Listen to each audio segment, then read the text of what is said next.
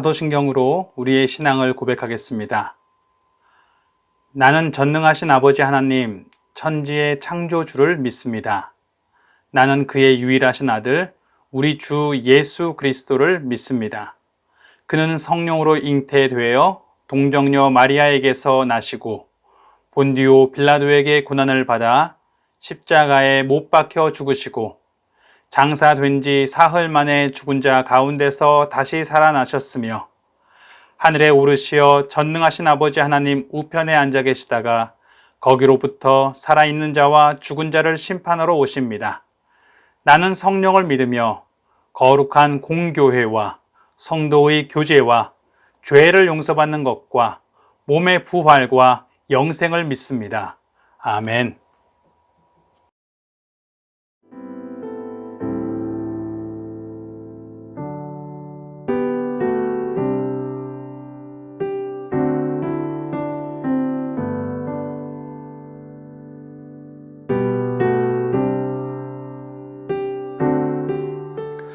오늘 본문 말씀은 갈라디아서 2장 20절의 말씀입니다. 갈라디아서 2장 20절의 말씀입니다. 오늘은 딱 이 한 절만 읽으려고 합니다. 제가 봉독하겠습니다. 내가 그리스도와 함께 십자가에 못 박혔나니 그런즉 이제는 내가 사는 것이 아니요 오직 내 안에 그리스도께서 사시는 것이라. 이제 내가 육체 가운데 사는 것은 나를 사랑하사 나를 위하여 자기 자신을 버리신 하나님의 아들을 믿는 믿음 안에서 사는 것이라. 아멘. 저희가 사회에서 자주 접하게 되는 뉴스 중에 하나가 사기 수법에 대한 것입니다. 그 사기 수법들의 여러 가지가 있는데 그 중에 하나가 퍼블릭 피겨 수법이라는 게 있어요. 영어를 그대로 사용하는데 이게 뭐냐면 퍼블릭, 공적인 거죠. 피겨, 어떤 인물이에요. 공적인 인물, 공인을 사용하는 수법입니다. 연예인이라든지 아니면 정치인이라든지 이미 사람들이 다 잘 알고 있는 사람들을 사기에 사용하는 것입니다. 즉, 그 사람들이 사기에 가담하는 것이 아니라 그 사람들을 이용해서, 그 사람들의 신뢰를 이용해서, 그 사람들의 이름을 이용해서 사기를 치는 것입니다. 자, 어떻게 하냐면 내가 어떤 특정한 연예인과 특정한 정치인과 친분이 있다라는 것을 사기칠 사람에게 보여줍니다. 특별한 정치인은 어떻게 하겠어요? 그 높은 자리에 있다 보니까 특별한 정보들을 가지고 있겠죠. 혹은 연예인으로 성공한 사람이라면 어마어마한 부를 가지고 있겠죠. 이것들은 대부분의 사람들이 그냥 그럴 거라고 전제하고 있는 바거든요. 그런데 내가 그 사람들과 친분이 있다면 나는 그 사람의 재정적인 부분과 어떤 관련이 있을 수 있고 그 사람이 가지고 있는 정보를 제가 갖고 있을 수도 있습니다. 즉, 중요한 것은 제가 그들과 친분이 있다는 것만 보여주면 돼요. 그러면 사기 당할 사람은 친분이 있으니까 저 사람의 말은 믿을만 하구나 라고 받게 됩니다. 그래서 실제로 그 사람을 일부러 연예인이 있는데 데리고 가는 거죠. 데리고 가서 방송국 앞에서 그 연예인이 나오는 시간에 맞춰서 가서 연예인과 아는 척을 하는 거예요. 언니 잘 지냈어요? 형님 그동안 어떻게 지내셨습니까? 라고 인사를 합니다. 그런데 사실 연예인의 입장에서는 그에게 다가오는 팬들 대부분이 다 그렇게 인사합니다. 안녕하세요. 언니 너무 반가워요. 언니 요즘에 어떻게 지내세요? 막 이렇게 인사하기도 하고 어떤 분들은 정말 아는 척하고 다가와도 워낙 많은 사람을 만나기 때문에 내가 기억하지 못하나 보다 생각하고 그냥 그러려니 하고 받아줍니다. 그냥 맞장구를 쳐주죠. 그런데 이 사기당할 사람의 이 눈에서는 그 모습이 정말 친분이 있는 것처럼 보이는 거예요. 그런가 하면 정치인과 같이 사진을 찍습니다. 정치인과 같이 있었던 어떤 모임의 이야기를 합니다. 그러면 정치인과 친분이 있구나 이렇게 생각을 하게 되는 것입니다. 자, 그리고 나서 얘기하는 것입니다. 그 정치인이 나에게 이런 얘기를 했다. 사실은 앞으로 이런 계획이 있어서 이 계획에 투자하면 우리가 분명히 큰 부를 얻을 것이다. 혹은 이 연예인이 사실은 어떤 투자를 하고 있는데 나도 거기에 한 부류로 가담하고 있다. 너도 참여할래? 이런 식으로 사기를 치게 되는 것이죠. 그런데 그 연예인에 대한 신뢰가 있기 때문에 친분이 있다는 것만 대충 형성이 되면 이 사람은 나의 말을 믿고 사기를 당하게 되는 것입니다. 참 나쁘죠. 그런데 또 이런 사기도 있습니다. 이건 사기라고 하기보다는 좀 다른 종류의 사기인데 그렇게 악한 의도로 하는 사기가 있는가 하면 좀 좋은 의도로 하는 사기도 있어요. 이 사기는 뭐냐면 제가 영화를 한동안 굉장히 좋아했었는데 그 영화를 좋아할 때에 누군가가 저에게 제 인생에서 가장 기억에 남는 영화 한 편을 소개해보라라고 이야기하면 제가 곧잘 하는 얘기가 카게무샤라고 하는 영화를 소개합니다. 일본 영화예요. 카게무샤, 그림자 무사라는 뜻입니다. 이 영화는 1980년대쯤에 구로사와 아키라라고 하는 일본의 거장이죠. 굉장히 유명한 감독이 만들었는데 그 감독은 일본 국내보단 국외에서 굉장히 유명했던 감독입니다. 마치 우리나라의 봉준호 감독처럼 국내에서도 어느 정도 인지도가 있었지만 이전에 기생충 수상하기 전에 어느 정도 인지도는 있었지만 국외에선 더 유명하거든요. 그것처럼 굉장히 유명한 거장이었어요. 그런데 이번에 기생충으로 칸 영화제에서 황금 종려상을 받은 것처럼 그 카게무샤라는 영화도 이 구로사와 아키라 감독이 만들어서 무려 4시간짜리 영화인데도 불구하고 칸 영화제에서 황금 종려상을 받았던 굉장히 명작입니다. 그 영화의 내용이 어떤 것이냐면 일본의 굉장히 오래전 이야기예요. 일본의 전국시대가 있었거든요.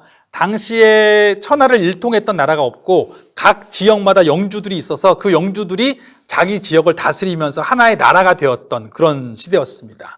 그런데 서로 이 천하를 일통해 보겠다고 영주들이 나서게 되겠죠. 그때에 상대방 나라를 무너뜨려야 되니까 당연히 상대방의 영주를 죽이려고 많은 암살자들을 보내기도 했습니다. 혹은 그 영지 내에서도 많은 배신자들이 나오기도 했지요. 그러다 보니 늘 살해의 위협에 시달리는 이 영주는 자신이 살아남을 수 있는 방법을 만들어내야 됐습니다. 그 방법 중에 하나가 카게무샤를 세우는 것입니다. 즉 그림자 무사를 세우는 것이에요. 어떤 거냐면 자신과 똑같이 생긴 사람, 완전히 똑같을 수는 없겠지만 굉장히 비슷하게 생긴 사람을 한 명 은밀하게 선발합니다. 그리고 그 사람을 자신과 똑같은 옷을 입히고 똑같은 옷만 입히는 것이 아니라 똑같은 훈련을 받게 하고 똑같은 일과를 보내게 해서 정말 누가 보아도 영주인지 영주가 아닌지 구분이 안 될 정도로 훈련을 시킵니다. 심지어 대부분의 신하들은 잘 모르고 때로는 친척들도 헷갈릴 정도로 그렇게 훈련을 시켜서 그 카게무샤를 항상 자기와 함께 다니게 하는 거예요. 함께 다니게 하는 게 아니라 자기의 있어야 될 자리에 그가 있게 하는 것입니다. 심지어 잠잘 때에도 자기와 카게무샤가 서로 다른 방에 이렇게 잠을 자기도 하고 또 전투에 나갈 때에도 카게무샤가 마치 영주인 것처럼 나가게 되기도 하는 것입니다.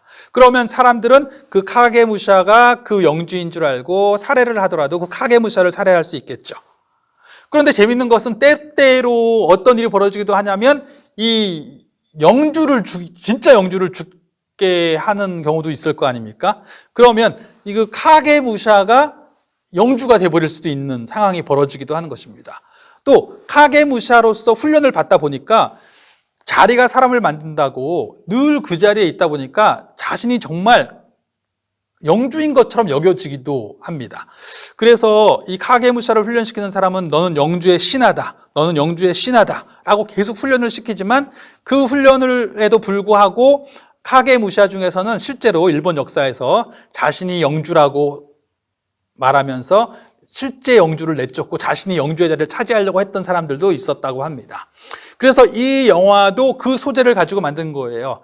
예전에 다케다 신켄이라고 하는 굉장히 유명한 영주가 있었는데 그 영주의 카게무샤를 뽑았고 안타깝게도 이 영주가 죽게 되었어요. 죽으면서 유언하기를 앞으로 3년 동안 내가 죽었다는 사실을 절대로 발설하지 말고 군대를 움직이지 말아라. 이런 유언을 남기고 죽게 됩니다. 그래서 그 유언대로 이 카게무샤가 3년 동안 그 나라를 다스리게 되죠. 그런데 나라를 다스리는데 제법 정말 잘 다스리고 이 영주와 똑같은 훈련을 받았기 때문에 영주의 의도가 어떨 것이라는 것을 알아요. 영주의 의지가 어떠할 것이라는 걸 대강 압니다. 그래서 거기에 맞게 잘 다스리게 되는, 그러다가 정말 자신이 그 사람인 것처럼 여겨지게 되는, 그 사람인 것처럼 행동하게 되는 어떤 그런 모습들도 나타나게 됩니다. 이런저런 얘기가 흘러가는데 이것도 하나의 사기죠. 대국민 사기극이죠. 그런데도 불구하고 이러한 경우는 좀 다른 좋은 종류의 사기일 수도 있죠. 왜냐하면 영주를 보호하고 그 나라의 안정을 보호하기 위해서, 그 안정을 유지하기 위해서 하는 사기니까 나름대로는 좋을 수 있습니다.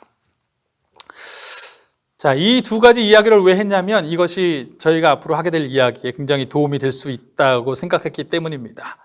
저희가 지난 4주 동안에 우리가 가진 것이라는 제목으로 말씀을 살펴보았었습니다. 우리가 가진 것, 우리가 그리스도인이라고 했을 때에 우리가 가지고 있는 핵심이 무엇일까? 주일일까? 주일날 같이 모여서 예배 드리는 것이 사실 우리 개신교의 굉장히 중요한 전통인데 이것이 우리가 가진 핵심일까? 혹은 성경과 기도일까?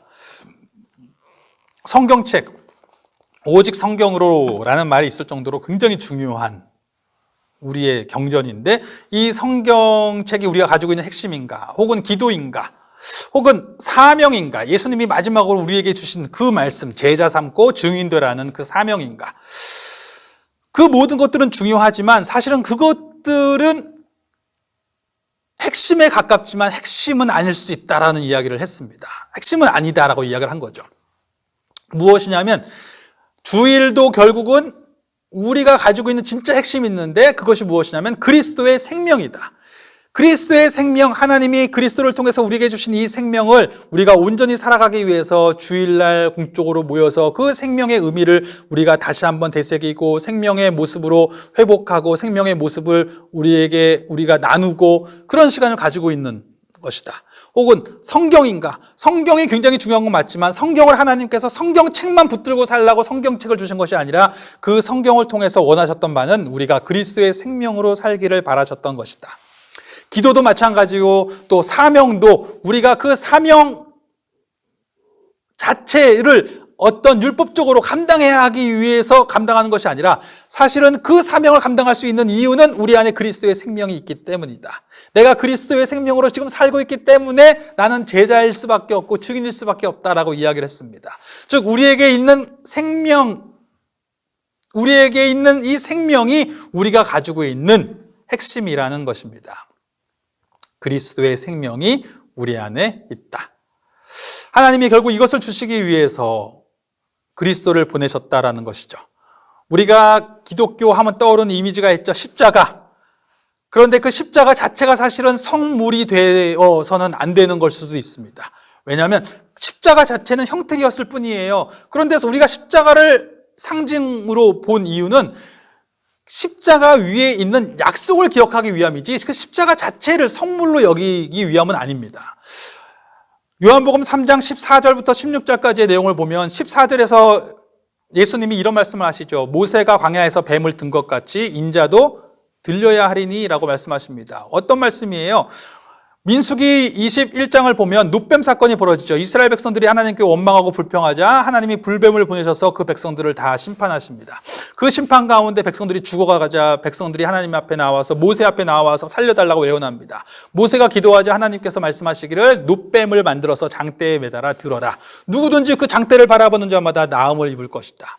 자, 이때 장대가 가지고 있는 의미는 무엇입니까? 그 놋뱀이 가지고 있는 의미가 무엇입니까? 그 놋뱀이 특별한 능력이 있는 것은 아니지 않습니까? 중요한 것은 하나님의 약속이 거기에 있는 것이고 중요한 것은 그 놋뱀의 의미는 그 놋뱀을 바라보는 자마다 생명을 얻을 것이다 라는 데 초점이 있는 것입니다.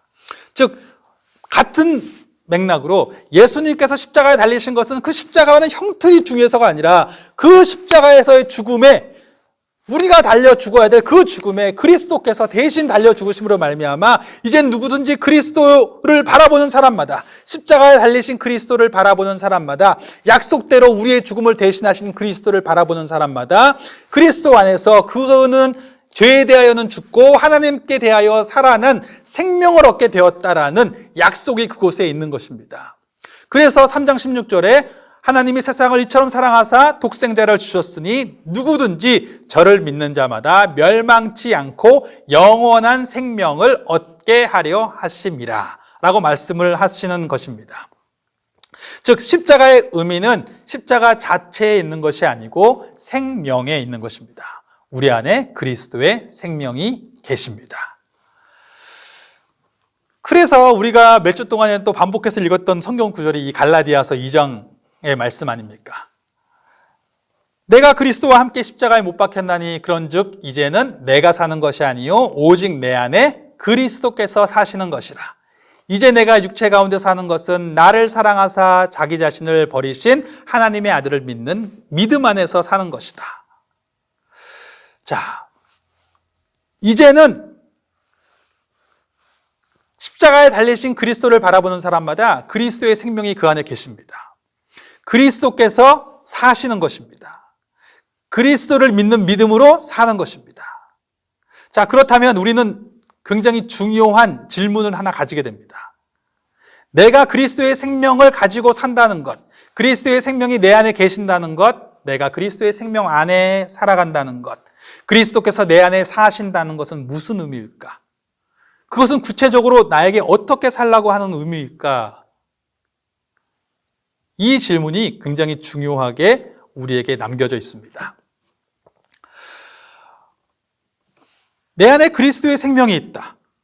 그러면 난 앞으로 그리스도의 생명으로서 살아갈 수 있겠구나 라고 이야기를 하게 될 것입니다. 자, 이때 그리스도의 생명으로서 자, 비슷한 발음인데 우리가 로서라고 할 때 한국어에는 두 가지 종류가 있습니다. 하나는 로서가 있고 하나는 로서가 있습니다. 로서는 뭡니까? 로서는 수단과 방법을 이야기합니다. 컵으로서 물을 받아서 마셨다. 그렇죠? 칼로서 케이크를 잘랐다. 그런가 하면 로서는 어떻게 이야기합니까? 로서는 정체성, 어떤 위상, 역할을 이야기합니다. 나는 대통령으로서 이 담화문을 발표하였습니다. 나는 목사로서 이 설교를 여러분에게 전달하고 있는 것입니다. 즉, 어떤 역할에 대한 이야기입니다. 그러면 내가 그리스도의 생명을 가지고 살아간다는 것은, 그리스도의 생명으로 살아간다는 것은 어떤 것입니까? 그리스도의 생명으로서 살아가는 것입니까? 그리스도의 생명으로 살아가는 것입니까? 사실 우리는 많은 경우에 그리스도의 생명으로서 살아왔던 것은 아닌가 생각해 보게 됩니다. 실제로 하나님 앞에 기도할 때 예수님의 이름으로 기도할 수 있다라고 이야기하니까 이제 예수님의 이름으로 기도했습니다라고 기도합니다라고 하면은 나는 그의 이름으로써 나의 기도가 하나님께 응답될 것이다라는 이야기를 하게 됩니다. 얼핏 들으면 맞는 말 같지만 정말 맞는 말인지 진지하게 고민해 보아야 됩니다. 나는 그 이름을 부르기만 하면 그 이름을 누구든지 주의 이름을 부르는 자마다 라고 이야기했을 때에 그 부른다는 의미를 그냥 부른다. 그의 이름을 부른다. 마치 주문처럼 그의 이름을 부른다라는 느낌이 들 수 있는 거예요. 그럴 때는 그 이름으로써가 되는 것입니다. 그 이름으로써, 그 이름을 부름으로써 그것을 수단으로 삼아서, 그거를 도구로 삼아서 내가 하나님께 기도하면 나의 기도는 다 응답받을 것이다 라고 생각하는 것입니다. 내가 예수 그리스도의 이름으로써 하나님께 기도하면 하나님이 나의 죄를 용서해 주실 것이요, 예수 그리스도의 이름으로써 기도하면 천국이 나에게 약속될 것이요, 그리스도의 이름으로써 기도하면 나에게 부요가, 건강이, 명예가, 내가 원하는 것들이 이루어지지 않을까라고 생각하는 것입니다. 그리스도의 이름으로써 하나님께 나아갈 수 있다. 예수 그리스도의 이름은 하나의 도구가 되어버릴 수도 있는 것입니다. 마치 투캅스라는 영화에서 부패한 경찰력으로 나오는 안성기라는 배우가 주중에서는 굉장히 패역한, 아주 타락한 그러한 경찰인데 주일만 되면 교회에서 헌금을 내면서 눈물을 철철 흘립니다. 그러면서 주여 하고 기도를 해요.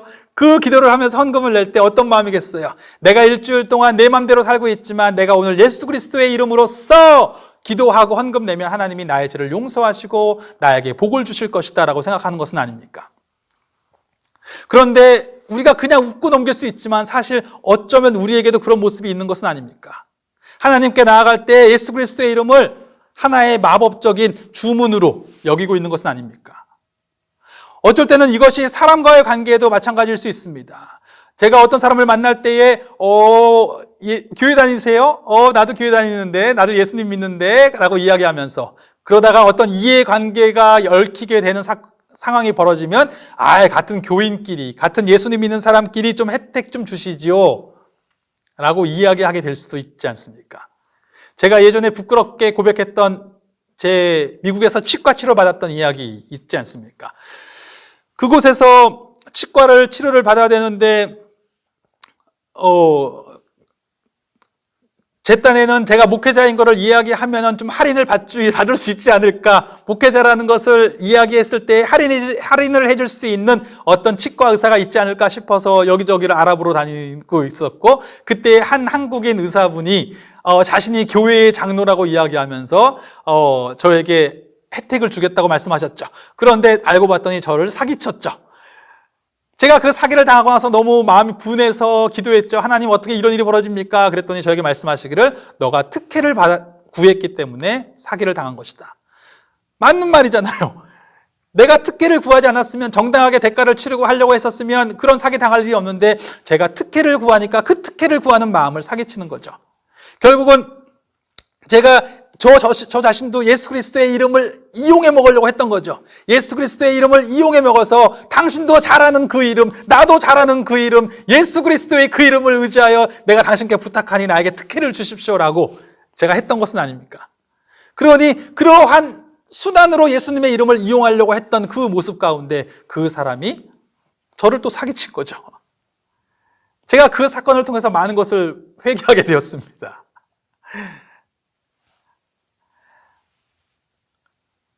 그런데 우리 삶의 모습에 아직도 그런 모습이 솔직히 있는 것은 아닌가? 사람들을 대할 때에 그리스도의 이름을 어떤 특혜를 얻을 수 있는 수단으로서 이용하고 있는 것은 아닌가 생각해 보게 되는 것입니다. 그런데 사실 성경을 보면은 그런 의미는 아니에요. 앞에서 말한 이 로서는 제가 제일 처음에 말했던 어떤 그러한 사기치는 것 같은, 물론 사기는 아니겠지만, 우리가 하려고 했던 것에서 사기는 아니겠지만 그래도 그 이름을 이용하려고 했던 그런 모습일 수도 있겠다는 생각이 들기도 하는데, 하지만 사실 성경에서 말하는 그리스도의 생명으로 살아간다고 하는 것은 그것과는 다른 의미인 것 같습니다. 그것은 생명으로서 살아간다라는 의미입니다. 하나님이 나를 보시는데 어느 순간부터 나를 어떻게 보시냐면, 내가 예수 그리스도의 이름으로 기도합니다 라고 해서 나를 받아주신 것이 아니라, 내가 예수 그리스도를 나의 생명의 주로 받아들인 순간 그가 나의 생명의 주가 되어서 내가 그와 연합된 생명이 되어서 하나님이 나를 보실 때에 내가 미처 예수 그리스도의 이름으로써 기도합니다 라고 말하지도 않았는데 이미 나를 받아주시는 거예요. 내가 예수 그리스도를 나의 생명의 주로 받아들였을 때에 주님이 나를 보실 때에는 내가 그리스도인 것입니다. 왜요? 나의 생명이 그리스도께 연합되어 있으니까. 나의 생명이 그의 소유가 되어 있으니까. 저를 보실 때에 그리스도를 보시기 때문에 그리스도로서 저를 받아주신 것입니다. 마치 나무를 볼 때에 나무에 수많은 가지가 있죠.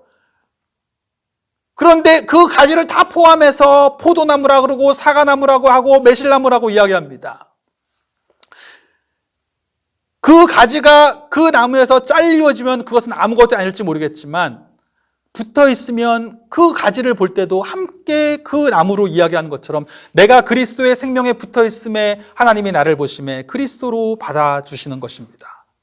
그런가 하면 저도 하나님께 나아갈 때 어떻게 나갑니까? 내가 그리스도와 하나 되었기 때문에 그리스도로서 하나님께 나아갈 수 있는 것입니다. 하나님 아버지라고 구할 수 있게 된 것입니다. 그리스도께서 하나님을 아버지라고 고백하시는 것처럼 저도 하나님을 아버지라고 고백하며 아버지께 기도할 수 있게 된 것입니다. 하나님의 성령을 저도 그 성령 안에 머물 수 있게 된 것입니다. 아니, 이 말씀을 전하다 보니까 당황하시는 분이 계실지도 모르겠습니다. 아니, 저 젊은 목사가 뭔가 착각을 하기 시작한 거 아닌가? 뭔가 오해하기 시작한 것은 아닌가? 그리스도라니, 내가 그리스도가 되었다니, 아니 이단이 되려고 하나, 이렇게 말씀하시는 것은 아닙니까? 그런 의미는 아닙니다. 물론 그렇게 얘기하는 사람들이 있죠. 자신이 그리스도가 되었다고 이야기하는 사람들이 있습니다.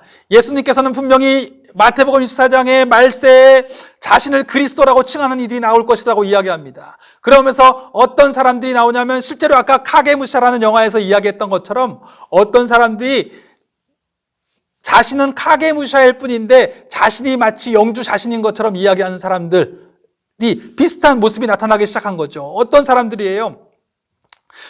우리나라에도 여러 명 있죠. 자신이 그리스도라고 하는 사람, 다 같은 부류에서 시작했습니다. 뿌리는 비슷해요. 교주 밑에서 교주가 나온다고, 처음에 나왔던 사람 밑에서 박대성과 문선명 나오고, 거기서 배운 사람들 중에 또 뭐 유재열이나 아니면 안상홍 하나님의 교회 같은 사람이 나오고, 또 거기서 이만희 같은 사람이 나오고, 거기서 배운 사람들이 또 이만희가 배워서 또 차리고, 다 그 위에서 배워서 배운 대로 하나씩 차리고, 배운 대로 자기도 백마를 타고, 배운 대로 교주가 되는 것입니다.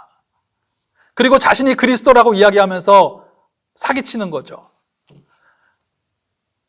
그러나 제가 말하는 것은 그런 사기를 이야기하는 것이 아닙니다. 저희는 오직 그리스도는 2000년 전에 육신으로 예수 그리스도로 오신 그분, 그리고 지금 분명히 사셔서 지금도 살아계신 영광의 모습으로 우리를 다스리고 계신 성령 안에서 생명으로 우리 안에서 일하고 계신 그리스도, 예수 그리스도, 그분만을 바라봅니다. 그런데 그분이 우리 안에 거하고 있고 우리가 그분 안에 거하고 있다는 이 말씀의 의미가 무엇이냐면, 나는 그분에게 하나 된 생명으로 연합되었다는 것입니다. 그것은 마치 완벽한 유비는 아닐 수 있겠지만 부부가 결합한 것과 비슷합니다. 남편과 아내가 하나로 결합함으로 말미암아 어떤 일이 벌어집니까? 두 사람이 한 몸이 되었다고 이야기합니다. 제가 가지고 있는 모든 신분이 아내와 결혼함으로 말미암아, 아내가 가지고 있는 신분이 저와 결혼함으로 말미암아 같은 신분이 되어버리는 거예요. 그렇죠.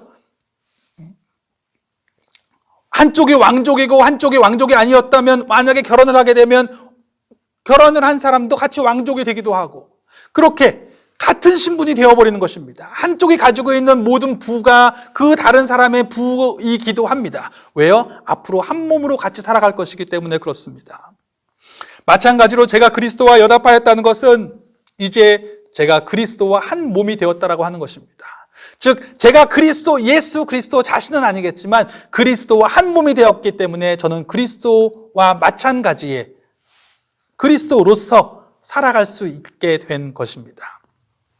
하나님께 나아갈 때도 그리스도로서 하나님께 아버지라고 고백하면서 나아갈 수 있게 된 것이요, 하나님도 나를 그리스도로서 받아주시는 것입니다. 용납해 주시는 것입니다. 그리고 제가 세상에서 살아갈 때도 하나님께서 그리스도를 세상에 보내셨을 때에 그가 그리스도로서 세상 속에 살아가셨던 것처럼 저도 그리스도와 연합된 생명으로서 이제 그리스도로서 살아가게 되는 것입니다. 제가 초월성신교회에 개척하게 되어서 시작하게 된 지가 어느덧 벌써 2년에서 딱 한 달 모자릅니다. 1년 11개월이 되었습니다. 그간에 많은 일들이 있었죠. 2018년 4월 말에 이제 첫 번째 예배를 드리게 되었고, 원래 이 초월성신교회는 성남에 있는 성신교회에 소속되어져 있는 이 시설들과, 저도 그곳에 부교육자로 있었는데 그 교회에서 이 수양관으로 있었던 이 시설을 이제 교회로서 세울 수 있도록 허락을 해주셨고 지교회로 세우게 됩니다. 그러면서 이 앞에 다 수풀이었고 그랬는데 그거를 다 그때 이제 공사를 하게 되고 내부에 고장났던 것들 다 수리를 하게 됩니다. 그때 정말 성신교회에서 최선을 다해서 수리를 해주셨고, 저는 이제 이곳에 파송이 되어서 파송 목사로 오게 되었습니다. 그러나 사실 그때 분립개척의 어떤 그런 개념은 아니었고, 그냥 저랑 어떤가 사람들이 같이 오는 개념은 아니었고, 저와 우리 아내, 우리 가족만 딱 5명, 우리 식구만 딱 오게 되는 것이었습니다. 말 그대로 여기서 새롭게 완전히 개척을 할 수 있게 해주신 거죠. 하지만 개척을 하는 동안에 처음에 이 건물도 이렇게 시설도 있고 어마어마하게 이제 수리가 들어가니까 수리를 할 수 있게 해주신 거고, 또 그 이후에 약 9개월 동안에는 생활비도 보조를 해주셨습니다. 정말 너무너무 감사한 일이었습니다. 그러나 그 상황 속에서 또 저 역시도 그렇게 수리를 해주시지만, 성신교회에서 정말 최선을 다해서 해주셨지만 또 다 해줄 수 없는 부분들이 있고, 분명히 제가 목회하면서 비품을 갖추어야 될 부분들이 있었고 또 수리를 해야 되는 부분들도 있었고 했기 때문에 저 역시도 제 통장에 있는 돈을 거의 다 쏟아부었다고 할 정도로 돈을 많이 넣기도 사실입니다. 통장에 있는 돈을 거의 다 계속 쓸 수밖에 없는 상황이었죠. 그렇게 썼고, 또 그 이후로도 이 인력을 어떻게 부를 수 있는 상황은 아니었으니까, 처음에 큰 공사할 때는 인력을 불렀지만 그 외에 계속 수리를 할 동안에는 사람을 부를 수 있는 그런 상황이 안 되니까, 제가 거의 월요일부터 한 목요일 정도까지는 계속 주중에 일을 했었습니다. 이거 하나 계속 일을 하다가 이제 주말이 돼서 또 이제 목회를 하게 되고, 하지만 사람은 아무도 없었죠. 그렇게 하게 되면서 이렇게 한 9개월이 흘러왔습니다. 그러다가 작년 1월이 되면서 이제 재정이 이제 딱 지원은 지원이 이제 끝났죠. 더 이상은 이제 지원해 줄 수 없는 상황이 되어서 딱 지원은 끝났고, 작년 1월 달부터는 이제 완전히 제가 다 하게 되는, 하는 상황이 되었고, 그 이후에 실제로 분립이 완전히 되어버렸고요. 그렇게 된 상황이 됐습니다. 그래서 그 상황이 되니까 저도 굉장히 막막하게 된 것도 사실이었습니다. 왜냐하면, 그 시간이 됐다고 하지만 그 사이에 성도가 는 것도 아니고, 저희 가정에서 이제 몇 가정 나오기 시작했던 상황이었고, 하지만 이 건물이, 이 시설이 있다 보니까 계속 시설 보수에 들어가는 비용은 있고, 또 공과금이 기본적으로 겨울이었지 않습니까? 1월, 2월이면 겨울 때 나오는 공과금이 기본적으로 여기서 나오는 재정이 나오면 공과금 내고 나면 남는 돈이 없었어요. 그러다 보니까 제 사례비도 거의 빵원인 적도 있고, 그 이후로 1년 동안 거의 한 50만 원 정도 이렇게 받을 수밖에 없는 상황이었고, 그런가 하면 제가 개인적으로 돈이 있으면 좋겠는데, 돈이 이미 통장에 있는 돈은 거의 그간에 수리를 하고 비품 같은 거 사고 하면서 다 사라진 상황이었고, 그러니 진짜 통장이 빵원이었어요. 계속 빵원이었습니다. 그러다 보니까 돈은 필요하고 아이들을 또 가족 생활은 해야 되고 하다 보니 어떻게 하겠어요. 보험도 솔직하게 부끄러운 이야기지만 보험을 낼 돈도 없었고, 당장 돈이 필요하다 보니까 보험도 몇 개를 깰 수밖에 없는 상황이었고, 또 카드 빚을 계속 지게 되었었고, 또 주중에 일자리를 찾아다니게 됐었고, 이러한 상황들이 계속 이제 벌어져 왔습니다. 또 계속 시간 나는 대로 교회에서 일은 계속 해야 되고, 또 계속 그렇게 1년 동안 일을 하다 보니까 몸이 좀 망가졌는지 계속 치료를 받을 일들이 계속 생기게 됐었고, 그런가 하면 사실은 오해들이 좀 쌓인 게 있어서 이제 굉장히 큰 오해들이 쌓이게 되면서 관계적으로 너무너무 힘들었었습니다. 그 관계적으로 힘든 것이 제일 컸죠. 그 스트레스가 너무 커서 사실 그 상황 속에서 정말 너무너무 힘든 시간을 거쳐와야 했습니다. 관계적으로도 힘들었고, 재정적으로도 너무 힘들었고, 육체적으로도 너무 지쳐 있었고, 그러다 보니까 어느 순간부터 낙심이 되기 시작하는 겁니다. 걱정이 되기 시작하는 거죠. 아니, 갑자기 이 5 식구가 어떻게 살아야 되나. 교회 목회도 당연히 해야 되는데, 당장 먹고 살 길이 막막하니까 2월달, 3월달, 4월달 지나가면서 정말 너무너무 당황스러운 상황들이 벌어지기 시작하면서 마음이 낙심이 되기 시작하고 의욕을 잃기 시작했었습니다.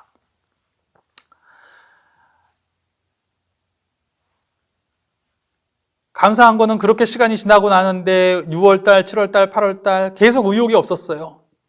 정말. 그런데 감사한 것은 하나님이 정말 주중에 딱 한 구절, 성경 말씀 한 구절씩 정말 저에게 딱 한 말씀씩 주세요.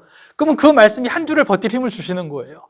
그렇게 한 주를 버티고 지났는데, 놀랍게 10월 달쯤이 되니까 갑자기 제 마음에 확신이 오기 시작하는 것입니다. 그 확신이 무엇이었냐면, 제가 이미 거의 10개월을 이제 버텼잖아요. 버티고 나서 돌아보니까 그 사이에 벌어진 일들이 있는 거예요.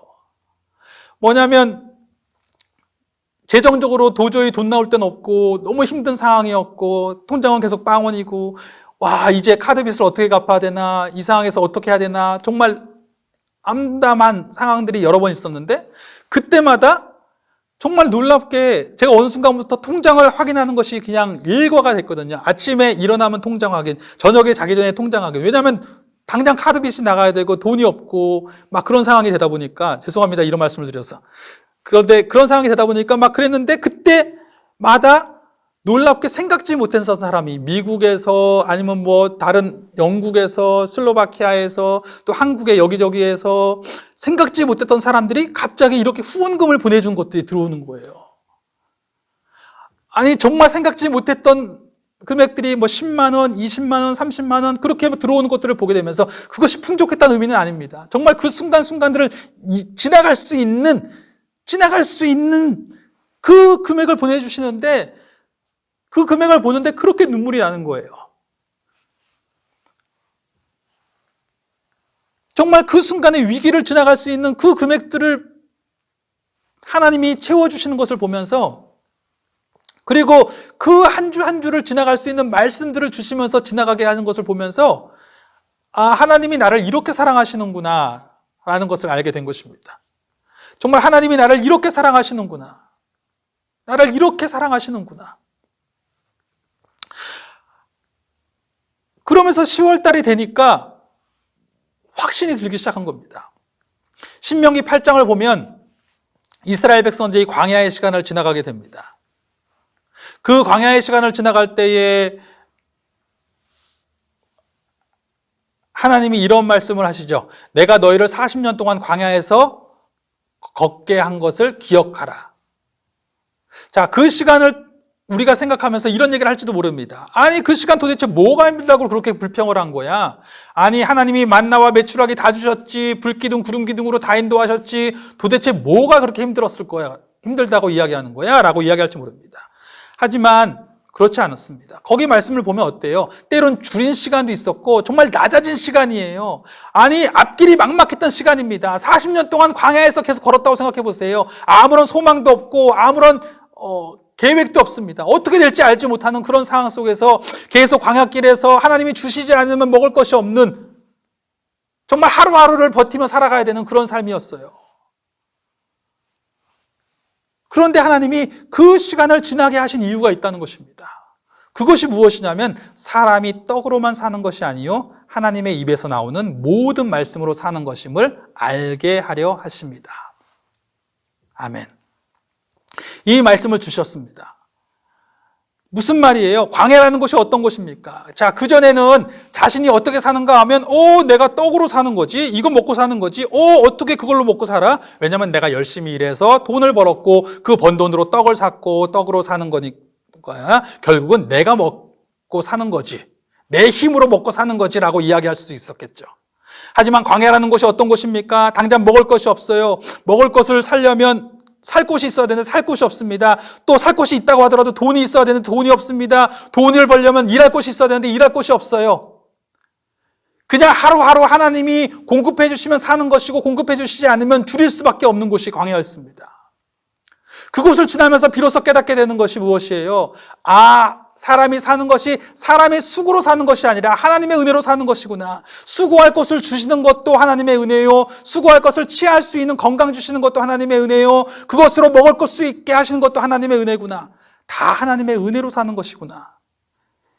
내가 떡으로 사는 것이 아니요 하나님의 은혜로 살아가는 것이구나라는 것을 배우게 된 것입니다. 그래서 신명기 8장의 이후의 말씀에 어떤 말씀을 하세요? 후반부에 보면 너희가 앞으로 들어갈 땅은 굉장히 부요한 땅이다. 그곳에서 너희들이 굉장히 큰 부를 이루게 될 때에 너희가 말하기를 내 팔의 힘과 능력이 나로 하여금 이러한 부를 거두게 되었다 말하지 말아라 라고 이야기하십니다. 너희는 그때 기억하라.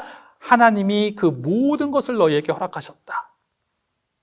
즉 하나님께서 너희 생명의 주인으로 너희를 이제까지 인도하셨다는 것을 기억하게 하시는 것입니다.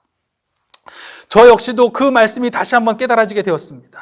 예전에도 사실 이 말씀을 알고 있었고 예전에 다른 사건들을 거치게 되면서도 그때 그런 고백들을 했었는데 한동안 그 고백들이 무뎌졌었는지 잘 기억을 못하고 있었는지 그러고 있다가 작년에 그런 시간을 지나면서 10월 달이 되자 다시 그 고백이 제 마음속에 확 들어오는 거예요.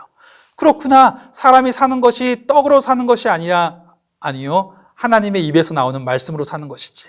내가 오늘 나의 능력으로 사는 것이 아니구나. 지난 10개월 동안 지켜봤거든요. 제 힘의 능력으로 사는 것이 아니었거든요.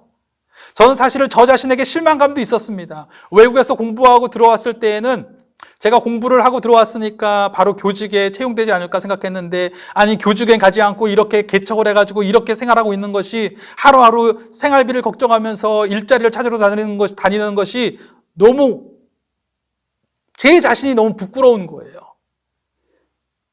제 자신이 너무 한심하기도 하고 제 자신에게 실망스럽기도 하고,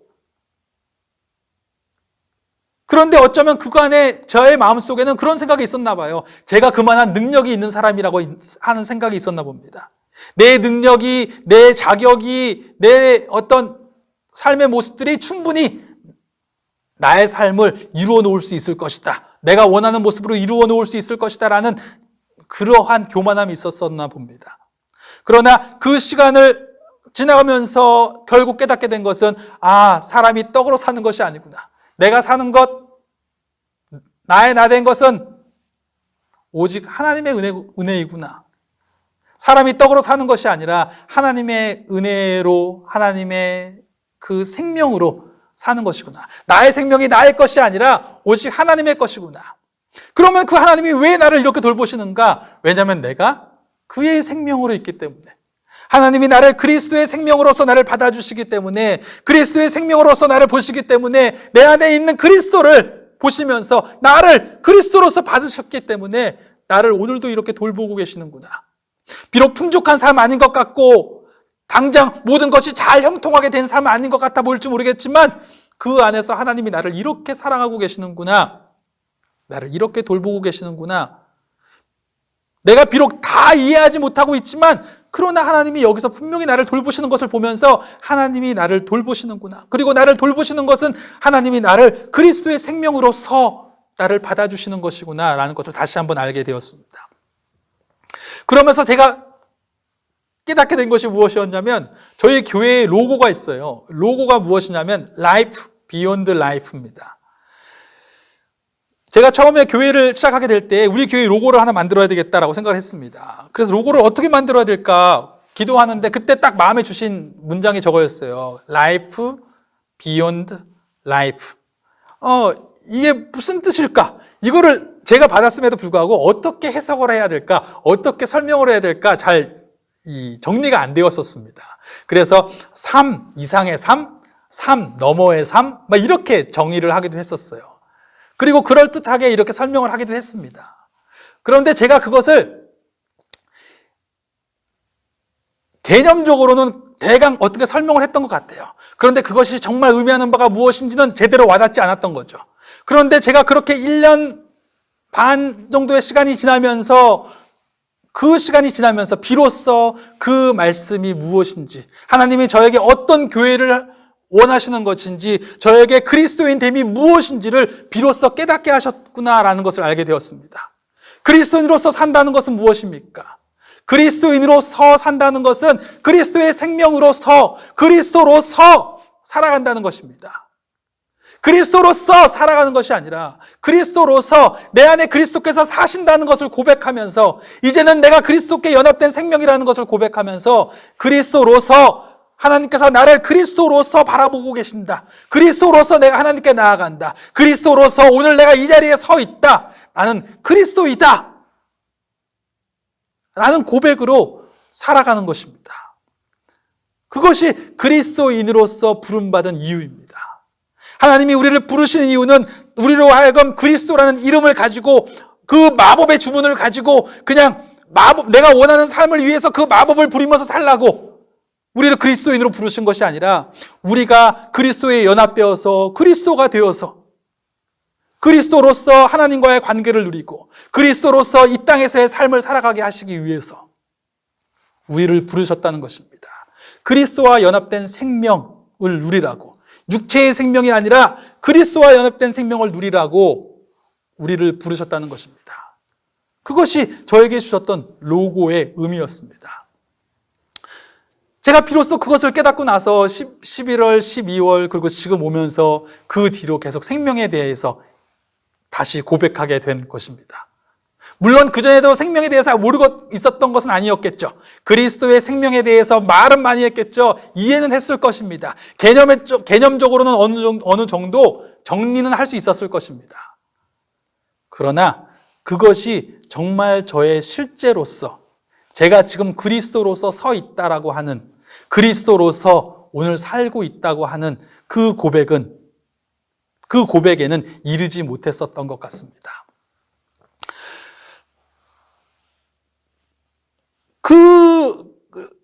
그리스도의 생명이 내 안에 계신다. 오직 내 안에 그리스도께서 사시는 것이다. 하나님의 아들을 믿는 믿음 안에서 사는 것이다. 라는 이 말씀의 고백을 개념적으로 아는 것이 아니라 그것이 의미하는 바가 무엇인지를 온전히 이해하지는 못하고 살았던 것입니다. 그러나 이제 그것을 조금씩 성령님께서 이해하게 하십니다. 조금씩 제 안에 가르쳐 주시고 계십니다. 아직 너무 부족하지만 조금씩 성령님께서 그것을 깨닫게 해 나가시는 모습이 너무 감사할 뿐입니다. 그리고 그것이 저뿐만 아니라 모든 그리스도인들 안에서 성령님께서 하시는 일이라고 저는 믿습니다. 요즘에 저의 삶에서 계속 맴도는 마음이 이것입니다. 그리스도의 생명이 내 안에 계신다. 그리스도께서 사시는 것이다. 그렇다면 나의 생명은 그리스도의 생명에 나의 생명이 연합하여 있는 것, 그리스도께서 사시는 것, 내가 아니라 그리스도께서 사시는 것. 그렇다면 나는 지금 그리스도로서 사는 것. 내가 그리스도로서 산다는 것은 무슨 의미일까? 아침에 눈을 떴는데 그런 마음이 들어와요. 성령님께서 마음에 주시는 거예요. 나는 오늘 하루를 그리스도로서 삽니다. 내가 그리스도로서 오늘 하루를 살 때에 나의 모습은 어떠해야 합니까? 그러면서 예수 그리스도께서 누리셨던 하나님과의 관계로 나가게 됩니다. 예수님께서 복음서에 보면 얼마나 분주했습니까? 얼마나 많은 사람들이 예수님께 찾아왔어요. 얼마나 많은 분주한 상황들 속에서 그 사람들을 상대하셔야 했습니까? 그런데 그때마다 예수님께서는 또 따로 한적한 곳에 가셔서 하나님과의 관계 속에 들어가십니다. 물론 모든 삶의 자리 속에서 하나님과의 관계 속에 계셨고 그리스도로서 하나님의 영으로서 살아가고 계셨지만 또 특별히 하나님과의 관계 속에서 홀로 거하셨던 시간들도 계셨던 것을 보게 됩니다. 그것을 생각하게 되면서 제 마음속에 그 생각이 들면서 그리스도로서 하루를 시작함에 내가 한적한 곳에서 하나님으로 채워지지 않으면 안 되겠구나. 내가 지금 나의 분주함들, 스마트폰도 꺼놓고 나를 분주하게 하는 여러 가지 생각들을 잠깐 내려놓고 내가 온전히 하나님께 나아가는 시간을 가져야 되겠구나. 이런 마음들이 들어오기 시작해요. 그런가 하면 제가 기도하기 시작하는데 제가 원하는 것들을 그리스도의 이름으로써 하나님께 구하려고 하다가 갑자기 성령님께서 또 그 마음을 주시는 거죠. 내가 그리스도로서 지금 이 시간 기도한다. 내가 그리스도로서 기도한다면 나의 기도 가운데 있어야 될 모습은 무엇입니까? 예수님께서는 무엇을 기도하셨습니까? 예수님 자신의 욕심을 위해서, 예수님 자신의 필요를 위해서 기도하셨습니까? 예수님께서 기도하셨던 것은 그 많은 사람들, 하나님을 알지 못하고 살아가는 사람들, 또 하나님의 자녀임에도 불구하고 그 자녀의 권세를 누리고 살지 못하는 사람들, 하나님의 백성들을 위해서 그분이 기도하셨던 것을 기억하게 되면서 저도 내가 그리스도로서 살진데, 그리스도로서 지금 사는 것일진데 나의 기도 역시도 달라야 되겠구나라는 것을 깨닫게 됩니다. 그리고 그리스도로서 갑자기 정말 성도들을 위해서 기도할 마음이 생기는 거예요. 그냥 목회자이기 때문에 성도분들을 위해서 기도해야 돼라는 어떤 의무감이 아니라 내가 그리스도와 연합된 생명이라는 것을 알게 되니까, 그리스도로서 이곳에 있다는 것을 알게 되니까 그리스도께서 기도하시는 것처럼 정말 나의 기도는 그 하나님의 백성들을 위해서 기도하고자 하는 마음들을 성령님께서 제 안에 주시기 시작하는 것입니다. 우리 성도들의 이름이 생각나기 시작하고, 또 우리 가족들이 생각나기 시작하고, 제 친구들도 생각나고, 제가 알고 있는 지인들도 생각나고, 한 명 한 명이 생각나기 시작하면서 그분들을 위해서 기도하는 것이 어떤 자랑도 아니요, 의무도 아니요, 그것이 내가 그리스도로서 있기 때문에 자연스럽게 그렇게 기도하고자 하는 마음이 제 안에 들어오게 되는 것을 보게 됩니다. 아이들과 함께하고 있고 가족에서 시간을 보내는데 갑자기 이런 생각이 드는 거예요. 나는 지금 그리스도로서 이곳에 서 있는 것이다. 맞거든요. 나는 그리스도로서 사는 것이니까. 그리스도의 생명으로서 사는 것이니까. 나는 그리스도로서 지금 여기 서 있는 것이거든요. 아이들에게 저는 그리스도로서 있는 거예요. 그러면 제가 어떠한 모습을 해야 될까? 그리스도께서 나와 하나님과의 관계의 중보자가 되셨던 것처럼 이제 이 아이들과의 관계 속에서 내가 그리스도로서 서 있다면 나는 이 아이들로 하여금 그들을 향한 하나님의 사랑을 알게 하는 중보자가 돼야 되고, 이 아이들이 어떻게 하나님을 이 아이들이 하나님을 경외하는 법을 경외하고 하나님을 사랑하는 삶으로 나아가게 되는 데에 내가 그리스도로서 어떻게 그것을 감당할 수 있을까? 혹은 그리스도로서 하나님의 원하심을 어떻게 우리 가정의 모습 가운데 이룰 수 있을까 하는 것을 생각하게 됩니다. 생각해보면 디모데전서 3장의 말씀에 감독과 집사의 직분에 대한 이야기가 나옵니다.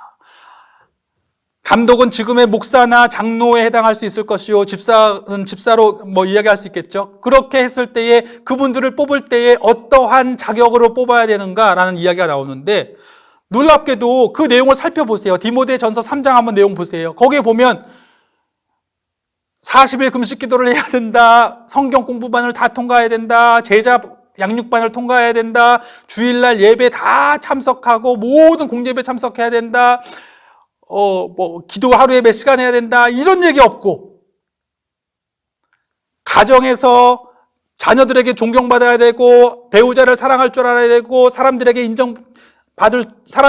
사람들에게 칭찬받을 줄 알아야 되고, 선한 일을 열심히 하는 사람이어야 되고, 가정을 잘 다스리는 사람, 사회 속에서 정말 그리스도인으로서 고백되는 사람이어야 한다는 것입니다.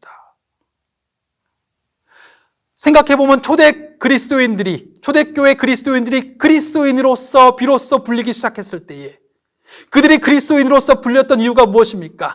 그들이 예수 그리스도의 이름으로 무언가를 하기만 하면 다 되니까, 그냥 그들이 원하는 대로 되니까, 그들이 예수 그리스도의 이름을 마법적인 주문으로 사용했기 때문에 그리스도인으로서 불린 것입니까? 아니요, 그들의 삶 가운데 그리스도와 연합된 삶이 나타났기 때문입니다. 그들은 그들의 삶 가운데 그들의 생명이 그리스도의 것임을 고백했습니다. 그리스도의 생명이 그 안에 계시다고 고백했던 사람입니다. 그렇기 때문에 그들은 제자 삼는 삶을 살 수밖에 없었고, 그리스도의 생명이 지금 그들 안에 정말 계심을 그들이 알았기 때문에 그리스도의 증인으로서 살 수밖에 없었습니다. 그리스도의 생명이 그들 가운데 함께하고 계셨고, 그의 생명이 그리스도께 속했다는 것을 알았기 때문에 그리스도로서 그들은 하나님께 기도할 수 있었고, 그리스도로서 하나님의 사랑을 확신할 수 있었고, 그들을 향한 하나님의 돌보심과 사랑을 확신하며 살아갈 수 있었던 것입니다. 그렇게 살아가는 삶의 모습을 보았기 때문에 저 사람들은 그리스도로서 그들의 생명이 있음을 고백하며 살아가는구나 라는 것을 보았기 때문에 그리스도인이라고 불리웠던 것입니다. 즉, 우리가 그리스도인으로서 우리의 삶의 모습이 나타나야 될 곳은 교회뿐만이 아니라 가정이고 사회인 것입니다. 그렇다면 제가 가정에서도 그러한 질문을 갖는 것이 조금도 이상한 것이 아니에요. 성령께서 제 마음 가운데 그런 생각을 주시는 것이 너무나 당연한 것입니다.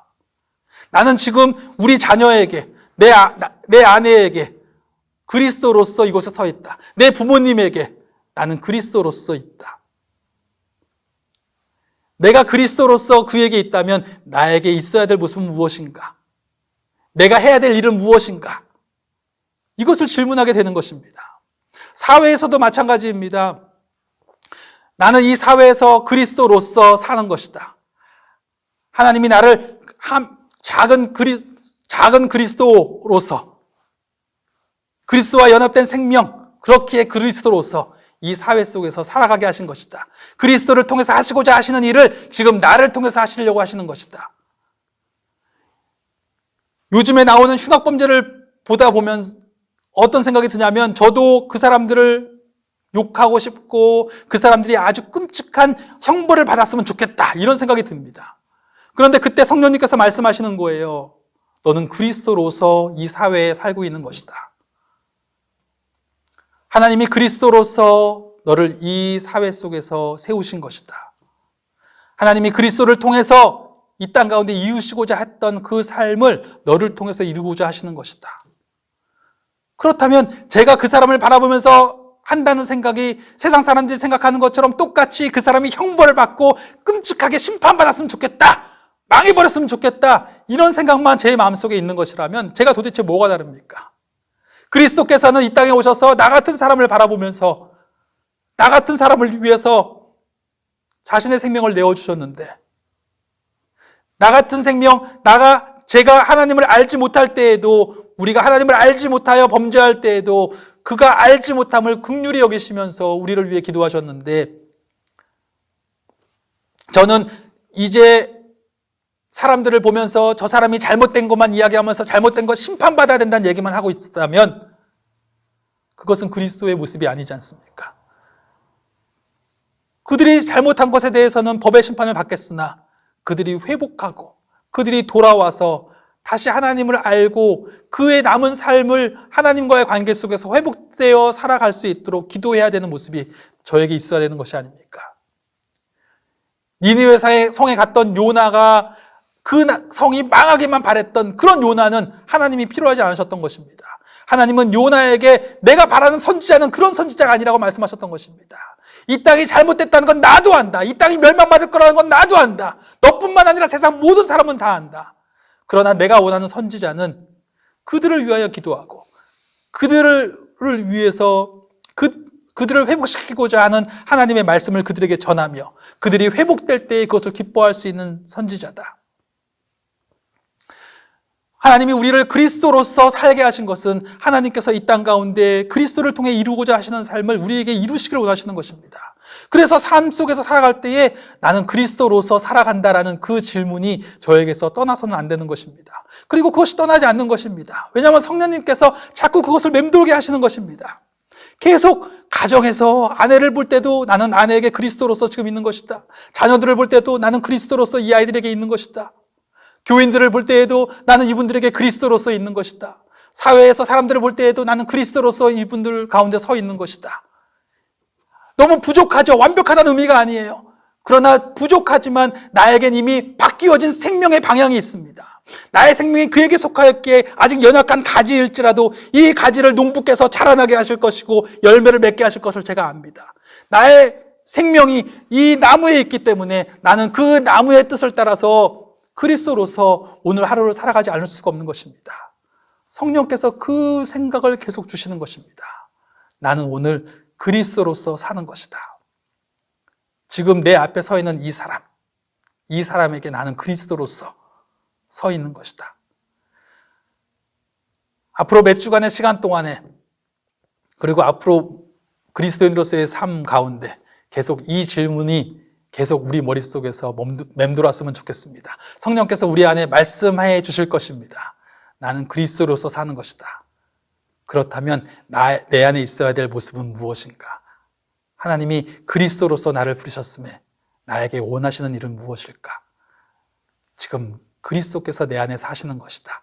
나는 그리스도로서 사는 것이다. 아멘.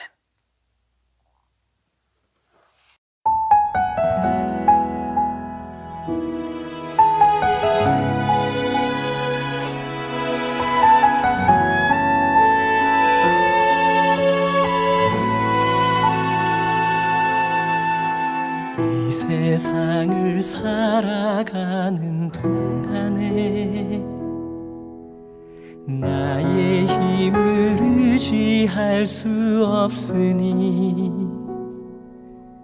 기도하고 낙심하지 말 것은 주께서 참 소망이 되심이라. 하나님의 꿈이 나의 비전이 되고 예수님의 성품이 나의 인격이 되고 성령님의 권능이 나의 능력이 되길 원하고 바라고 기도합니다.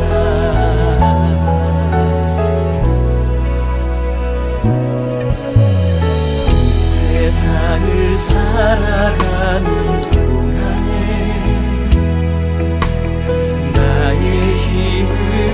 의지할 수 없으니 기도하고 낙심하지 말 것을 주께서 참 소망이 되시니라.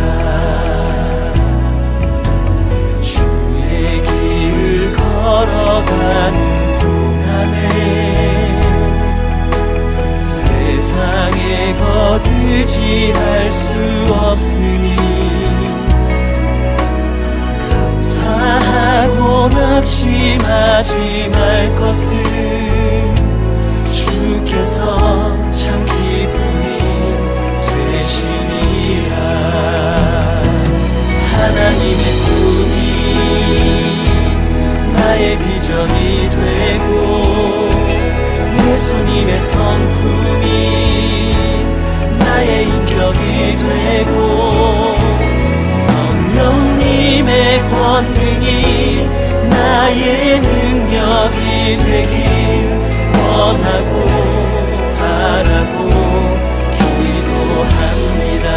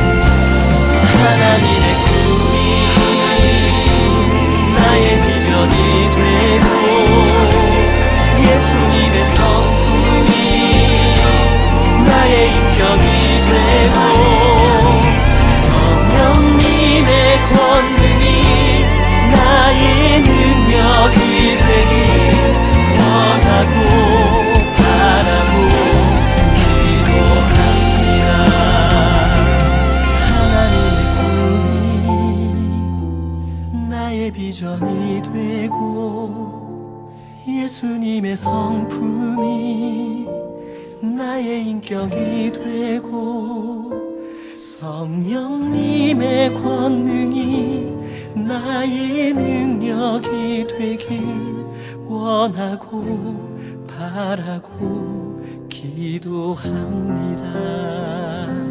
하나님의 꿈이 나의 비전이 되고 예수님의 성품이 나의 인격이 되고 성령님의 권능이 나의 능력이 되길 원하고 바라고 기도합니다. 원하고 바라고 기도합니다. 원하고 바라고 기도합니다.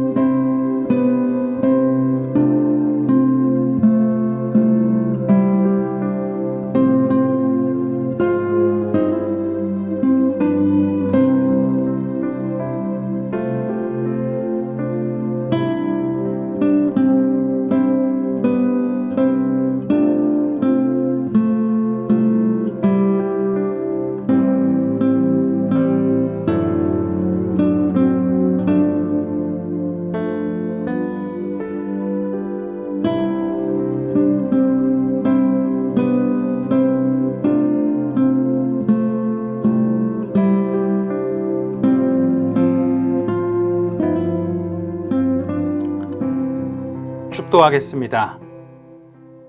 이제는 우리를 위하여 자신을 내어주신 우리 주 예수 그리스도의 은혜와 우리를 향하신 그 약속에 끝까지 신실하신 하나님 아버지의 사랑과 우리 안에 생명으로 오셔서 오늘도 그리스도로서 살아가게 하시는 성령님과의 사귐이 이제부터 영원까지 함께 계실지어다. 아멘.